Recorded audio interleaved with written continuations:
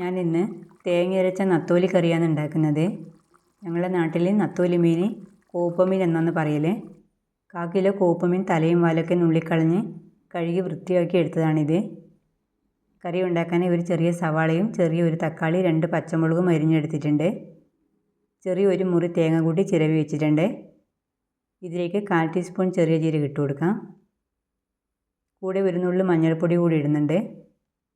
ഒരു ചെറിയ നെല്ലിക്ക വലിപ്പത്തിൽ പുളി കൂടി ഇട്ട് കൊടുക്കാം. വാടൻ പുളിയാണ് ഞാൻ ഇട്ടത്. ഇതിലേക്ക് കുറച്ച് വെള്ളം കൂടി ചേർത്ത് നന്നായി എല്ലാം കൂടി അരച്ചെടുക്കണം. കറി ഉണ്ടാക്കാനായി ചട്ടി വെച്ച് കൊടുക്കാം. ഇതിലേക്ക് കുറച്ച് എണ്ണ കൂടി ഒഴിക്കാം.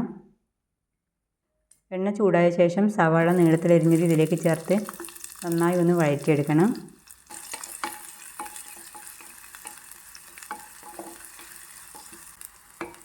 സവാള ഇപ്പോൾ നന്നായി വഴന്ന് വന്നിട്ടുണ്ട്.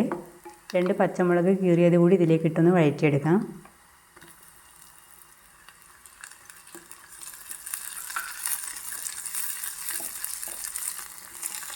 തക്കാളി കഷ്ണങ്ങളാക്കിയത് കൂടി ഇതിലേക്ക് ഇട്ട് ഒന്ന് വഴറ്റിയെടുക്കണം.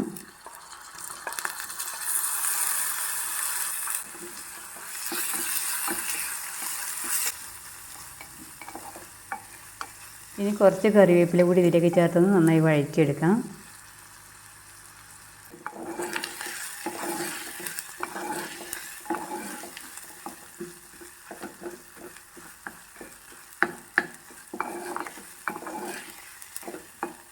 ഇതിലേക്ക് ഇനി 1/4 ടീസ്പൂൺ മഞ്ഞൾപ്പൊടി ചേർക്കുന്നുണ്ട്.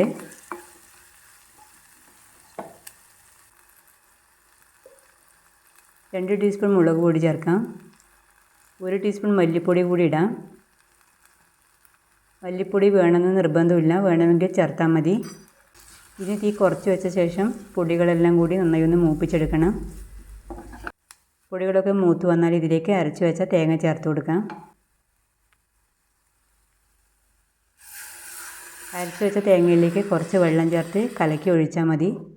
വെള്ളം പാകത്തിനാക്കി നന്നായി ഒന്ന് തിളപ്പിച്ചെടുക്കണം. നന്നായി ഒന്ന് ഇളക്കി കൊടുക്കാം. ഇനി ഇതൊന്ന് നന്നായി തിളക്കണം. തിളച്ച ശേഷം ഇതിലേക്ക് മീൻ കഷ്ണങ്ങൾ ഇട്ട് കൊടുക്കാം.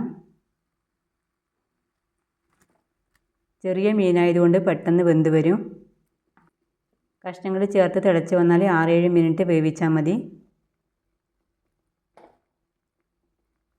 അടച്ച് വെച്ച് വേവിക്കാം. ഇടയ്ക്ക് അടപ്പ് തുറന്ന് ഒന്ന് ചുറ്റിച്ച് കൊടുക്കണം.